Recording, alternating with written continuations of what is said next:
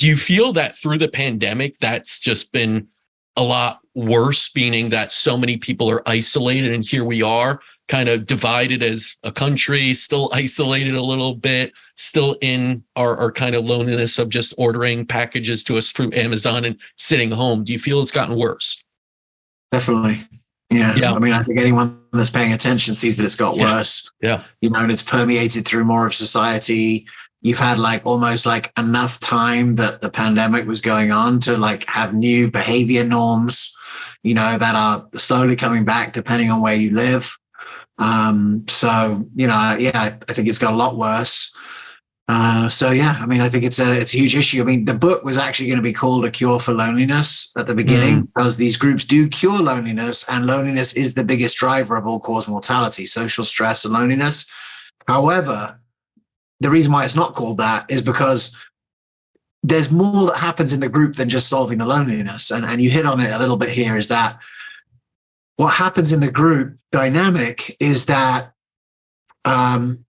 patients sort of egg each other on to do things that they wouldn't do if they didn't see other people doing it. So in every group that we've seen, let's say a group of 20, if you say, hey, we're doing this week, we recommend doing this, this, and this, there's going to be a few people in that group that just do it because they're that kind of personality type. They do it, and 2 weeks later, they're ready to report that they did it, and wow, the outcomes are amazing already. They've got a new sleep hygiene. They're doing some stress reduction techniques. They've added some vegetables. They're, eating a less inflammatory diet. Whatever the thing is, they're just a quick start personality type. So, what's really helpful in the groups is you start to see that those people actually get the people who aren't that type, who are I don't really believe it. It takes me longer to get things going. And they see, well, look, Tracy did it 2 weeks ago, and look how well she's doing. I'm going to do it. And the biggest thing that I would say, Casper, is just to think that if you're trying to get healthy, have you ever met anyone who's trying to do what you're doing? Right. And if you haven't, that's probably a problem, right? Especially someone who's been successful. And so meeting other people who've been successful in the journey that you're trying to take is critical. And the thing that really hit for me, this was a moment of clarity that I had in 2017.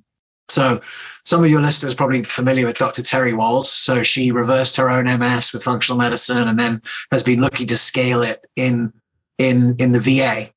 Incredible woman. I mean, literally the Mick Jagger of MS, right? She's she's gone from wheelchair to riding, her bike, thus far and being such a leader.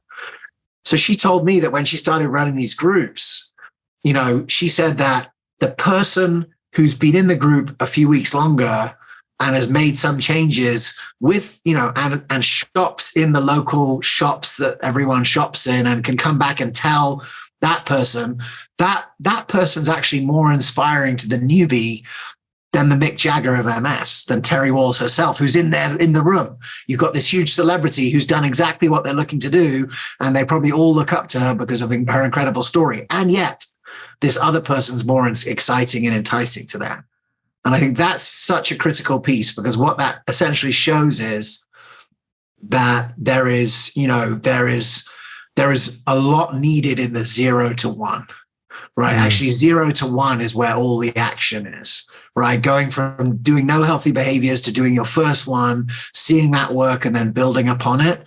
That's where we have to do most of the work. And most of that work is best achieved by someone seeing someone else who's already done that 0 to 1 and maybe is at 2 or 3 and seeing, actually, that doesn't look that hard. And that person's kind of like me. And, I can manage that. Because a big issue that I saw in these functional medicine clinics that I would go around and see, the protocol is way too overwhelming. Right? You're saying change these 7 things about your life and take this whole new set of supplements. That's a lot, right? That's basically impossible. And yet that's the standard of care in this emerging field. And so I guess the whole point of what I'm working on now is really the thesis that how do we do the 0 to 1 better? Yeah. Right. How do we do the 0 to 1 in the best way for 0 to 1? And we'll work out level 10 to 100 later. But how do we get people from 0 to 1 to start that process? And I think that looks a lot more like peer groups and a lot less like paternalism.